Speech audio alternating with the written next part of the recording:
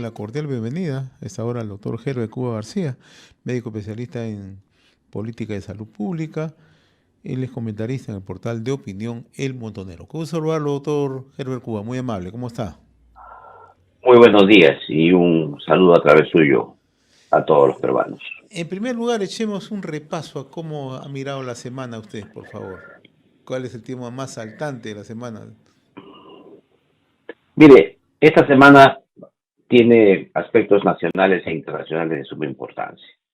Y quiero aquí referirme primero al tema internacional, al ingreso del gobierno ecuatoriano a una embajada para retirar a un ex viceministro, que creo que eso es relevante debido a que la institución del asilo en América Latina es consistente durante la historia.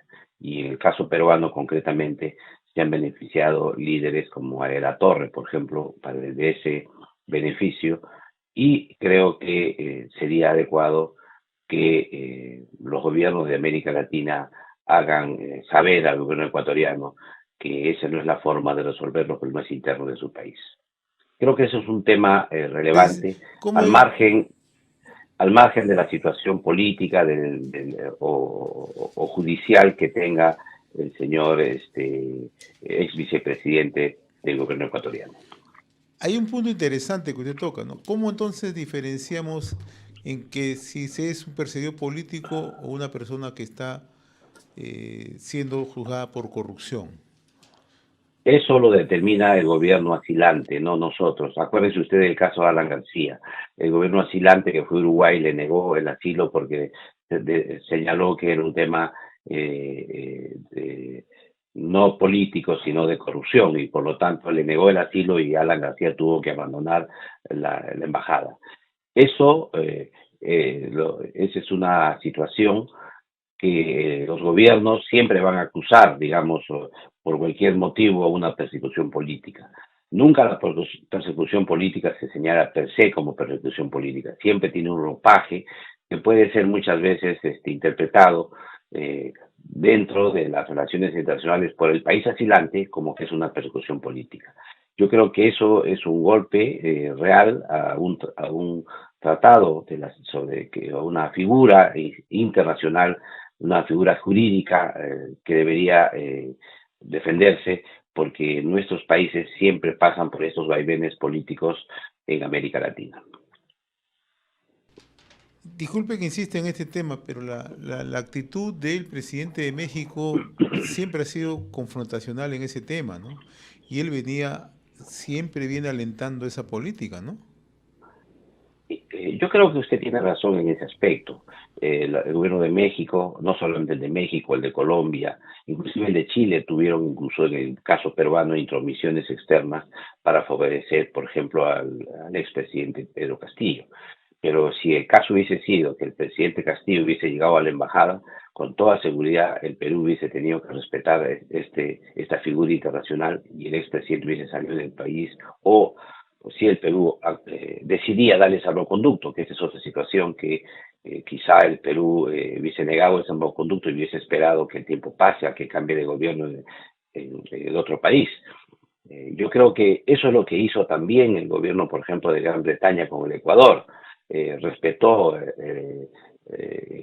la residencia de Julian Assange en la embajada en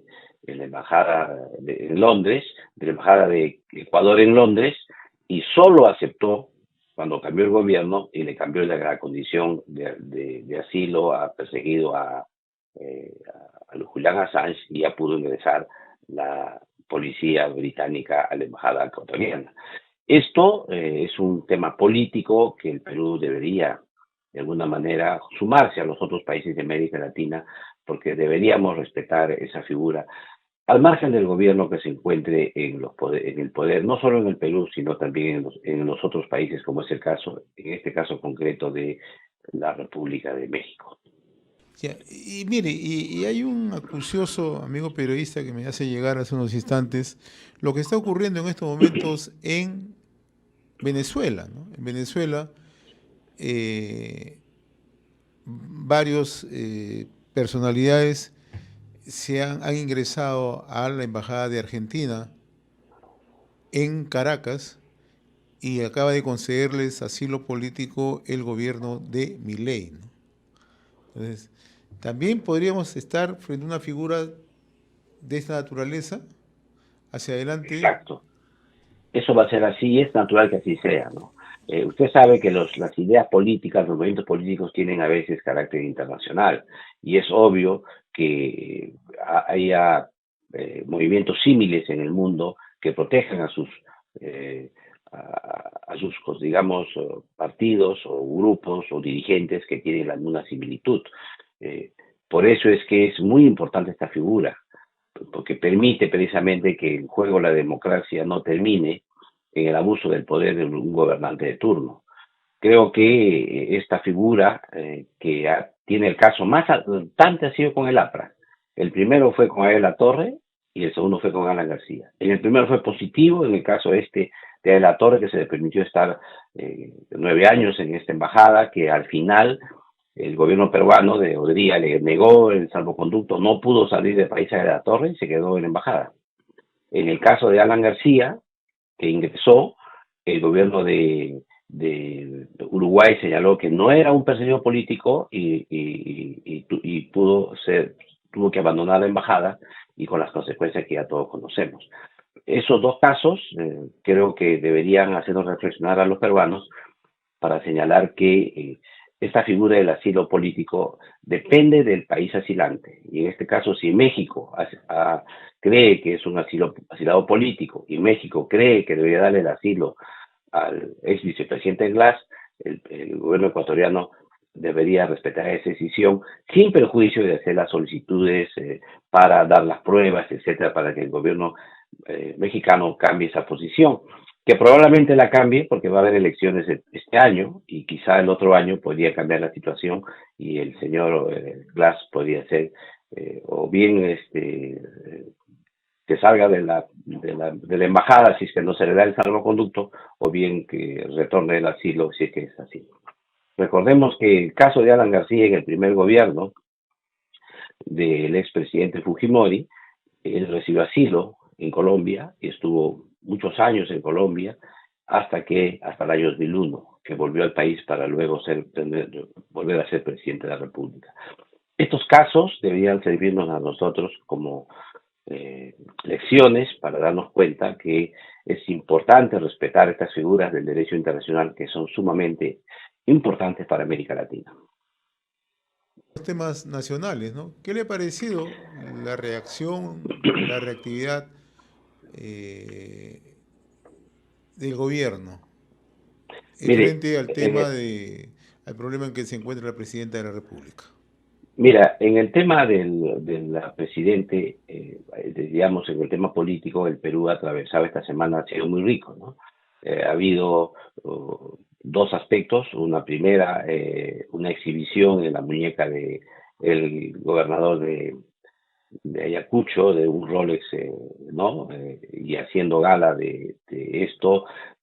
También la aparición en el escenario del gobernador de Cusco, y además, el mensaje de la Presidenta de que este Rolex había sido prestado por el gobernador regional de Ayacucho. Todo esto ha generado, de alguna manera, ya una complicación para la Fiscalía de la Nación, que va a tener que hacer un estudio ya meticuloso sobre estos, ya no uno, sino tres actores.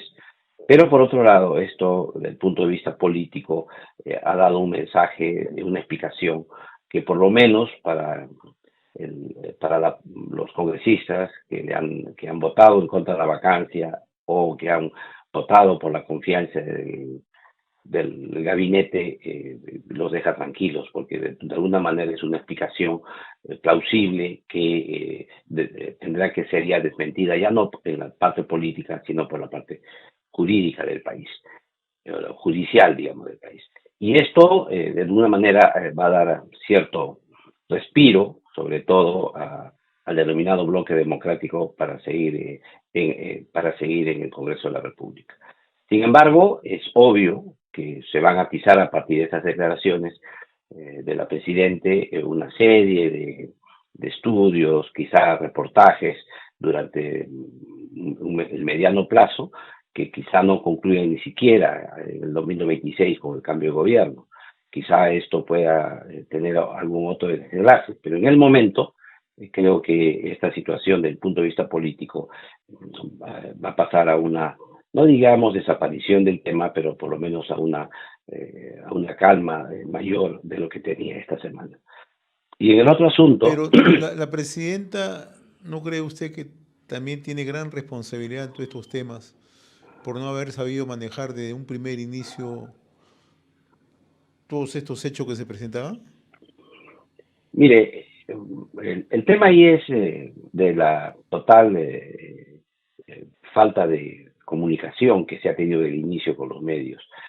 Primero vino la minimización del tema, como tomarlo en sorna, así que es un Rolex, que es un Rolex, y luego no se dieron cuenta de que detrás de esto existía todo una, un grupo político, varios grupos políticos que tenían mucho interés en movilizar el tema.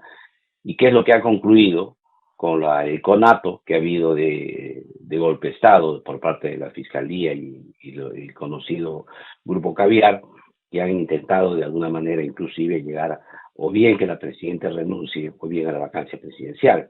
Cosas ambas que no han ocurrido y más bien han tenido en suspenso a la población desde las 11 y desde la 1 de la mañana en que entró el combazo de la policía en la casa de la presidenta Ina Boluarte hasta las 11:30 de la mañana del día siguiente, cuando ya el congresista Cueto sacó una posición clara que de alguna manera representaba ya no solamente el sentido de los congresistas, sino también de algunos sectores de la Marina de Guerra y del Ejército del país. Entonces, en ese sentido ya vino la tranquilidad y se pudo dar por hecho que no iba a haber renuncia y también tampoco iba a haber la vacancia presidencial. Y esto ya permitió luego que se salga el mensaje que se hizo y luego al siguiente día la presentación en el cambio de guardia de la presidenta de la República flanqueada por los comandantes generales de las tres Fuerzas Armadas y la Policía Nacional.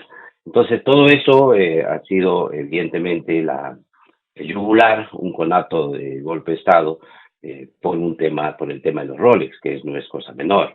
Y esto es obvio que se ha visto reflejado también en el debate que ha habido en el Congreso en el momento de la eh, confianza que se le ha otorgado al gabinete de Nansen, donde se han expresado claramente los bloques ahí y las expresiones. En este caso, el bloque que pedía la vacancia solo ha obtenido en la primera moción 32 votos y en la segunda 33 votos de los 50 que requerían en ese momento.